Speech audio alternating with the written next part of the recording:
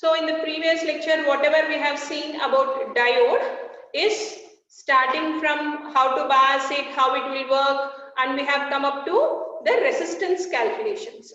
Now we will see the next topics of PN junction diode, which is about diode equivalent circuits. What is an equivalent circuit? You are able to see the symbol of a circuit. So the symbol of PN junction physical structure is represented with a symbol where you can easily incorporate in any circuit. Then what do you mean by this diode equivalent circuits? What is diode equivalent circuits? Means actually whatever the physical structure you are seeing, you can observe the physical structure of a diode here, where you will see a disc-like structure along with a line where that vertical line or gray or black line what we have indicated here is the cathode terminal.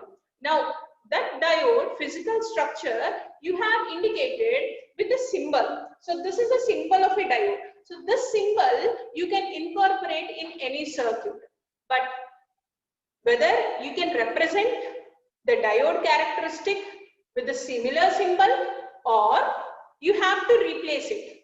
Means if you check, you can see a picture here where along with the diode you see a resistance value, which is a resistor which is connected in series, and also I have represented a battery. That means a DC voltage of 0.7 volts. Why? Because the diode what you have taken can change its characteristic because of temperature, because of the material what you have used. Under different circumstances, the characteristic of the device will change. Then, according to the characteristic of the device, you need to represent its equivalent circuit or the equivalent symbol. So, as the characteristic of the device changes, the representation of the diode also changes. If you observe here, this is a plot which is a voltage ampere characteristic of a PN junction diode. You can see the diode response, but along with it, you can see a line which is drawn where it will intersect with the device characteristic. So that particular voltage and current you are taking, so that resistance value will define you at a given voltage how can be the conduction through the material. It defines the current, how the charge carriers will flow, in turn will define the current through the device. So for you to clearly understand, you can say a diode, simple ideal diode I can represent with this symbol. But when the characteristic of the diode changes, how to represent it with different equivalent circuits. So you can derive the characteristic from the equivalent circuit, or from the characteristic also we can define how is the equivalent circuit of a diode, how you can represent the diode with the equivalent circuit. This all things are to incorporate in a circuit, so that for the correct analysis we will be substituting that particular equivalent circuit. As you see, you can have different diode models. So if you see the real behavior, what you see is this picture, the first graph, where with the applied voltage, the current doesn't flow through the device. You will have a certain cut in voltage. Then only, because of the barrier potential, you will not see current conduction through the device. Then after 0.7 volts or 0.3 volts, according to the barrier potential which is formed, you can see conduction through the device. Further, if it is an ideal diode, what we have seen, there should be no cut in voltage. It should have zero resistance in the forward direction and infinite resistance in the reverse direction. So because of this, you will not see any current in the reverse direction, and in the forward direction, as and when you have given an external voltage, there should be an increase in current. If it's an ideal diode but still consists of some cut-in voltage, then you can represent a cut-in voltage, but you will see a sudden increase of forward current. So you call it as offset model. So this has different model representations, what you see here. The last graph, what you see is a linear model, where with the application of voltage and after the cut-in voltage V gamma, you can see a linear increase of current with the increase of voltage. So you have different characteristics exhibited by a diode. Then how you can represent all these models with a single diode equivalent circuit as we have shown here. I can't simply say this is a diode for all the cases. I should represent an equivalent diode representation in each and every circuit according to its characteristic, as I have shown here for an example. So this is one of the example where it can possess this type of characteristic. But as you have seen different characteristics where these characteristics should be indicated by different equivalent circuits. One of them is piecewise linear equivalent circuit. You call it as piecewise linear equivalent circuit. So how you can get it? You can get by approximating the characteristic of the device with a straight line segments. As you see, you can have the junction diode characteristics, but you are drawing a straight line which will have segments in that, so that you can acquire what is the slope of the line and you can derive the equivalent model of it. That means you can define how much is the resistance of it. So that instead of substituting only the diode, what you have represented for an ideal diode, I can replace this diode with this particular circuit, where I have indicated a diode along with the cut-in voltage, because you observe a cut-in voltage in the characteristic. So that cut-in voltage value, that means this is the minimum voltage which is needed by the diode to conduct. So that you are representing in series with the diode, along with the resistance what you have derived from the characteristic. So it will exhibit this much of diode resistance. So I can replace this diode with an equivalent circuit like this. It depends again. So if you observe the ideal characteristics, what you see here, where in the forward bias mode, the resistance is 0. In the reverse bias mode, the resistance is infinite. So I can simply represent this type of characteristic with a diode where there will be no resistance in the reverse bias mode. So there will be no cut-in voltage. So you can represent simply by this type. But if you have a cut-in voltage which is represented in the graph V gamma, then definitely you have to indicate a cut-in voltage with a battery or a DC representation, DC voltage representation mentioned as V gamma, which is cut-in voltage. So I can replace the characteristic of the diode with its equivalent circuit. So each and every diode representation cannot be given with a simply an ideal diode. You have to add the appropriate cut-in voltages and the resistance values whenever you are representing offset model, linear model, ideal model, whatever the model you are indicating or whatever the model you want to represent in that particular circuit can be represented or replaced by the ideal diode with that type of equivalent circuit. So this is equivalent circuit. So actually these representations can be vice versa. That means this equivalent circuit may be given, you can derive the characteristic of the curve, or the characteristic of the device may be given, you can derive what is the equivalent circuit of that particular device. You can do in both the ways.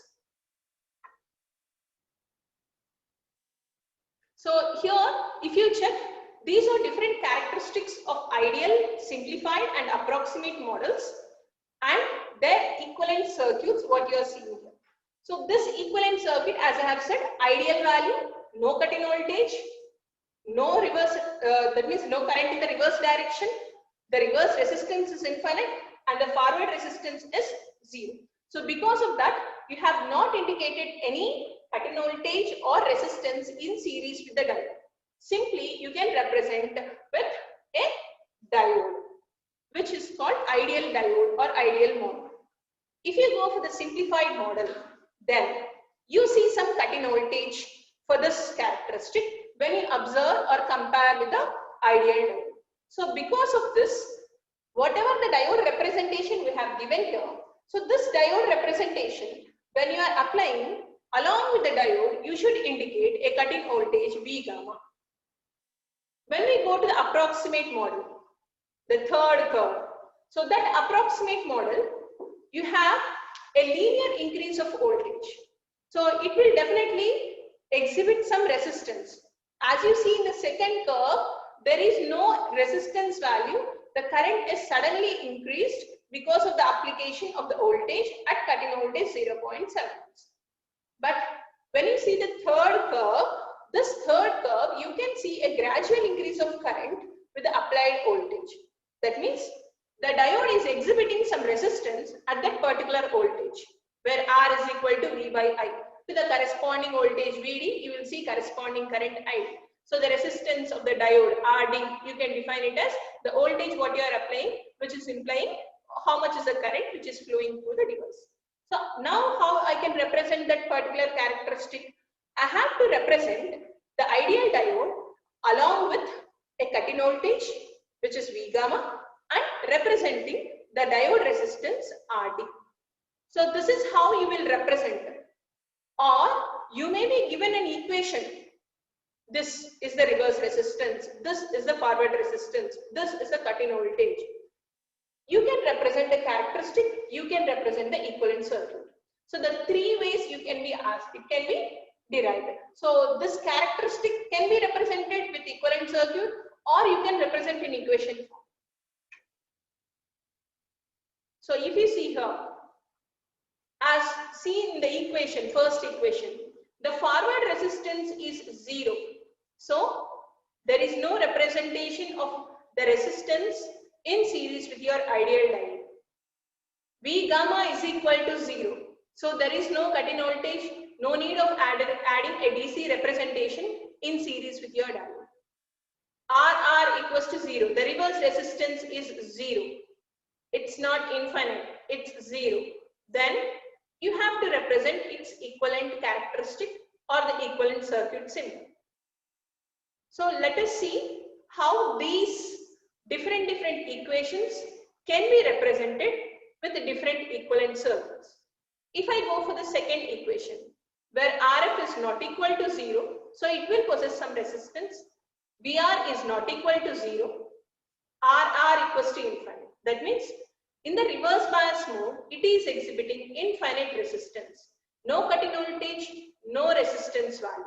Then how is the graph of that particular characteristic or the equivalent circuit, how you can represent?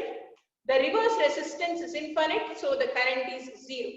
But as RF is not equal to 0, you will see as in approximate model, the last diagram. So here the reverse resistance is 0. The reverse resistance is infinite.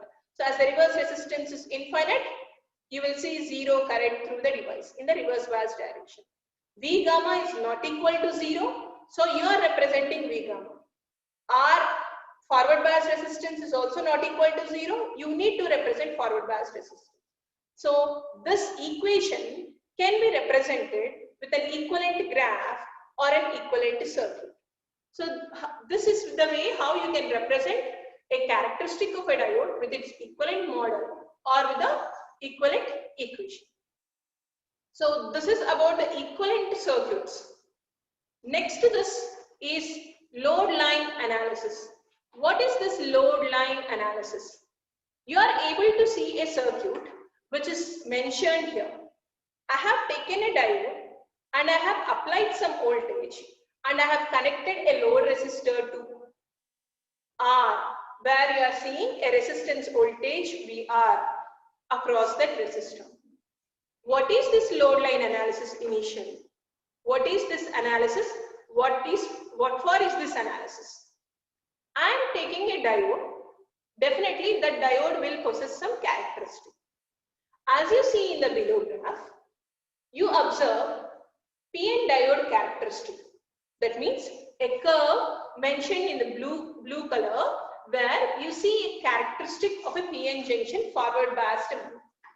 Now, what I am doing, I am connecting. That means I have manufactured a diode. Definitely, I want it for an application. When there is a need for a device, then only we will manufacture. Here also, definitely diode should be used for few applications. Then only there is meaning in manufacturing or fabricating the diode. So now here we want this diode to be used for a particular application. Then how much is the voltage I should apply? Can we know initially? No. We have to test it. I have to give 1 volt, I have to give 10 volts, whether it will work at 10 volts, whether it will work at 50 volts, whether it will work at 100 volts, whether it will damage at which voltage, everything I have to check. I have to do some analysis. For that, what I have to do? I have to connect them practically. I should take a battery, I should take a diode, I should connect a load, and I have to check whether it will operate, whether it will give the current what is necessary by me, whatever the specifications I want, whether it is satisfying or not. All these things I have to check. So I have to know initially at what voltage it can be used for this particular application, so that I can get better efficiency. Otherwise, each and every voltage we need to check it. How it can be done? If I am applying a voltage of 20 volts, how will be the conduction of the diode? Then we will go for an analysis called load line analysis. What is this load line analysis? The load, that means I have already explained that diode can be used as a switch. Let us consider here also the diode can be used as a switch. You want to switch on a refrigerator or TV, whatever it is. So your load is any of your devices. Now, when you want to operate a particular device, you can see different ratings of switches used for different applications. You are using different rated switches for high voltage applications like air conditioners. Few washing machines will need different types of switches like water heaters. For normal applications, like few applications like fans, lights, small bulbs, you'll be using different type of switches. That means the rating value is differing. How much it can resist, how much it can rate that particular voltage and current is a main criteria. But how I can decide this particular diode of this characteristic of this rating can be used for this application? This is what we are doing with load line analysis. What I should do? When you manufacture a diode, definitely diode will have a characteristic. At this voltage, it will have this much of current. At this voltage, this will have this much of current. Now, I have drawn that characteristic. Now, what we are doing? We are adding a load to it. Let us take, you have added an air conditioner. So that R value is representing a load. I have connected it. To check it, I am adding a supply. So E, what I have connected here, this E value is the supply what we are giving to the diode. As I have connected, let us do the analysis first, so that I can find out for this particular load, for this air conditioner, what is the rated voltage and current. You will see for every device, when you buy a refrigerator, when you buy an air conditioner, on the back of it, on the top of it, you will see a label on a steel plate. This much of voltage, this much of current, some ratings will be given. That means it will give its better efficiency when you are able to apply or give that much of voltage where it can give its better output. So here also, how to know it? If this is the air conditioner load, what you have connected, how you can define at what voltage and current, you can see a better output from that particular load. Now, as you have connected the load and your device, which is the diode, and you have applied some supply. Let us do the analysis first. So, I am applying KVL in this loop. So, this is a circuit, which is a completed circuit. So, to this, we are doing Kirchhoff voltage law, or we are applying Kirchhoff voltage law, which is termed as KVL. So, as you apply KVL, the supply voltage, which is equal to the sum of all the voltage drops. I have taken this equation where E is the supply. You can represent it as VDD also. Different representations are taken. So the supply can be mentioned as VDD or it can be represented as E.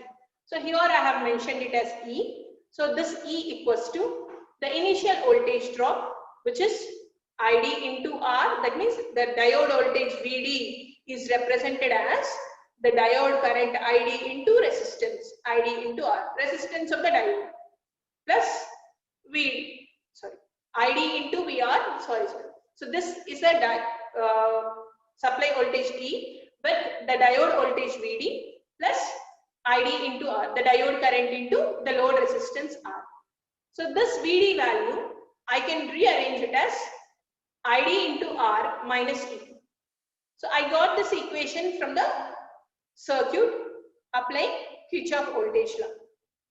Now, I need to get a point on the characteristic of the curve. So for that, initially you are setting the VDD value, this VDD value as 0.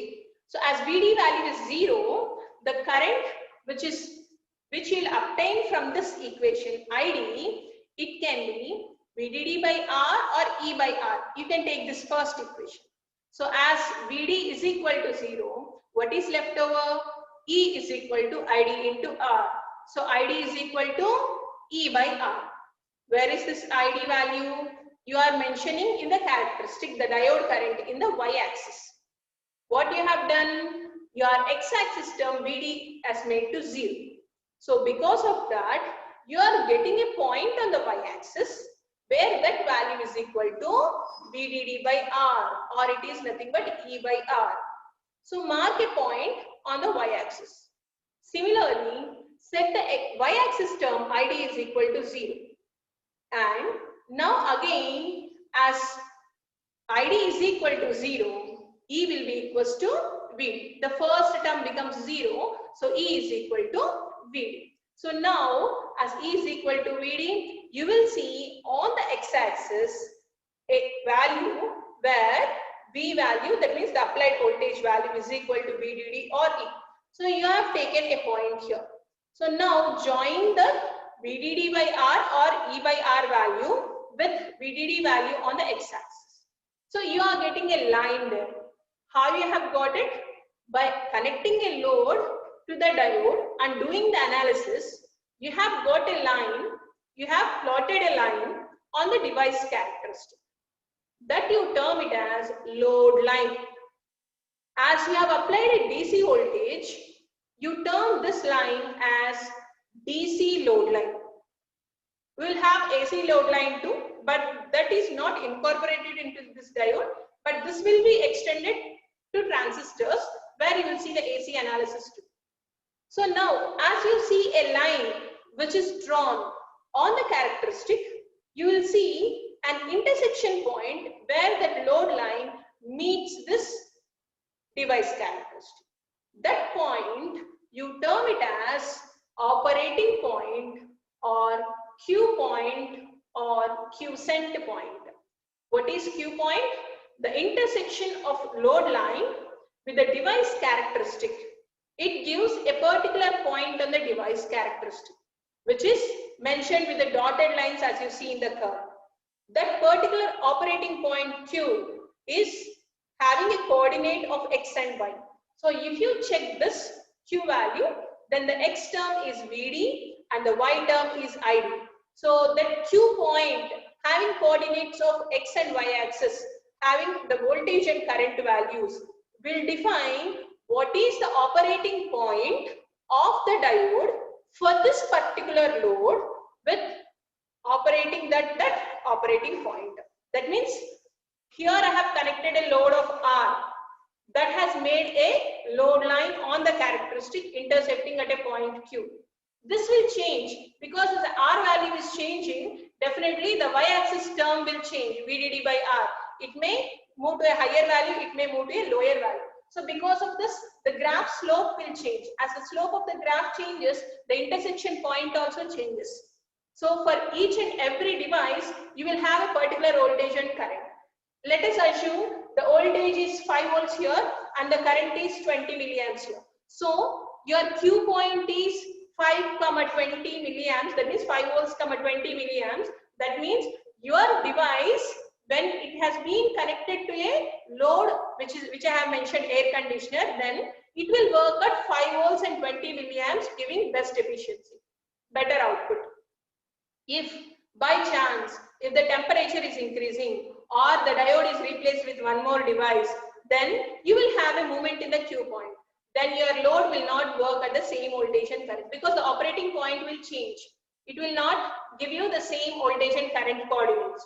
So this is a way how you can analyze for a particular load, this particular device, that means diode. Here it is a diode. You can replace with a transistor for anything. You can do the same load line analysis. For a particular load, for using your device, how you can get the voltage and current rating so that it can give the correct output. So this is what you will be doing with load line analysis. This load line analysis is applied for any of the semiconductor devices, for any applications. So you can replace the diode with any other devices, or you can replace the load value with different devices so that you can derive what is the operating voltage, what is the operating current for that particular load when you have connected to that particular device. You can see the device characteristic. As you have connected the load to that device, you are getting a load line on the device characteristic, deriving the operating point or Q point, which is nothing but giving you what is the rated voltage and rated current for that particular load to work with its maximum efficiency or the correct output. So this is what is done with load line analysis. So this is about load line analysis. We will see in the next lectures how you can derive different capacitances values.